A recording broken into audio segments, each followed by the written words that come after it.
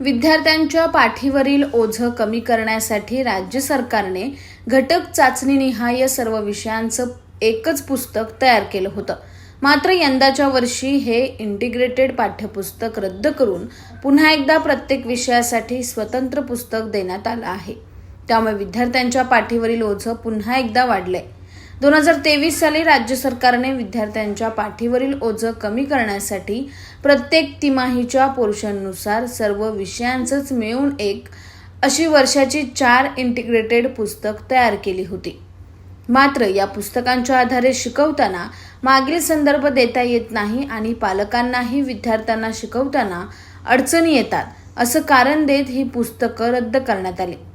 यंदाच्या वर्षीपासून पुन्हा एकदा प्रत्येक विषयाचं स्वतंत्र पुस्तक विद्यार्थ्यांना देण्यात आलं आहे. त्यामुळे विद्यार्थ्यांच्या पाठीवरील ओझं पुन्हा वाढलं आहे.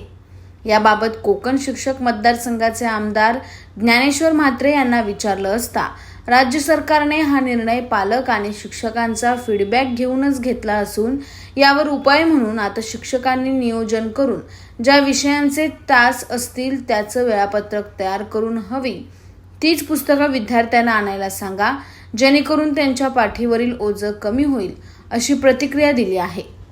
8 मार्च 2023 रोजी शासनाने विद्यार्थ्यांच्या दप्तराचं वजन कमी करावं या उद्देशाने तो शासन आदेश काढला होता.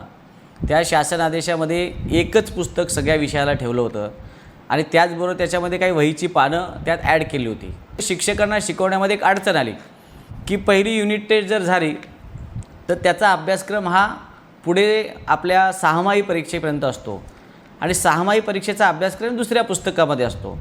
तर शिक्षकाला जेव्हा मागे येऊन काही रेफरन्सने शिकवायचं असतं, मागचा संदर्भ देऊन, मागच्या धड्याचा संदर्भ देऊन काही शिकवायचं असतं, त्यावेळेला तो अभ्यासक्रम किंवा ते पुस्तक त्यांना ॲवेलेबल होत नव्हतं. मग पुन्हा ते पुस्तक विद्यार्थ्यांना परत आणावं लागत होतं. त्या पुस्तकाची जाडी आणि पुन्हा त्याच्यावरचं दुसरं पुस्तक याच्यामध्ये कुठेतरी ताळमेळ जुळत नव्हता.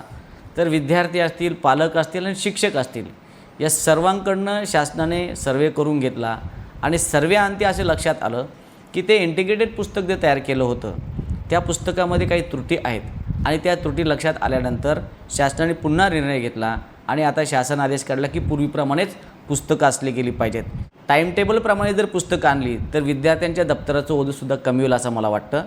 वह्या ज्या आहेत त्या वह्यासुद्धा जर त्यांनी ज्या आहेत गरजेनुसार आहेत त्या जरी आणल्या त्याच्यामध्ये कमी होऊ शकतं आहे, पण त्याचं प्लॅनिंग व्यवस्थित करणं गरजेचं आहे. शाळेतल्या सगळ्या शिक्षकांना तुमच्या माध्यमातून मी विनंती करतो की आपण व्यवस्थित नियोजन करावं, जेणेकरून विद्यार्थ्यांच्या पाठीवरती कोणत्याच प्रकारचं ओझं वाढणार नाही. Bureau report, AB fast news, Badlapur.